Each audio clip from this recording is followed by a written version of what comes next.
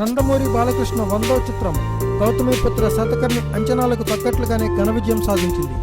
ఈ సినిమా 3వ వారంలోకి ఎంట్రీ ఇచ్చే టైంకు ప్రపంచవ్యాప్తంగా 63 కోట్ల షేర్ సాధించి చాలా చోట్ల ఇంకా మంచి కలెక్షన్లు సాధిస్తుంది.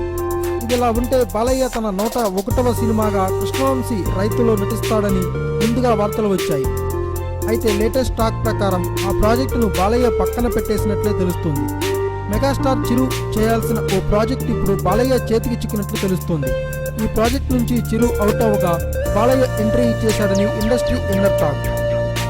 అసలు మ్యాటర్ ఏంటంటే కేఎస్ రవికుమార్తో చిరంజీవి ఓ సినిమా చేయనున్నారని టాక్ గతంలో వినిపించింది.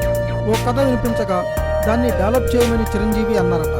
చిరు 151వ సినిమాగా ఆ ప్రాజెక్టే ఉంటుందని ముందు టాక్ వినిపించింది. అయితే ఇప్పుడు సురేందర్ రెడ్డితో 151వ సినిమా, బోయపాటి శ్రీనుతో 152వ సినిమా చిరు చేస్తారనే విషయం తెలిసిపోయింది.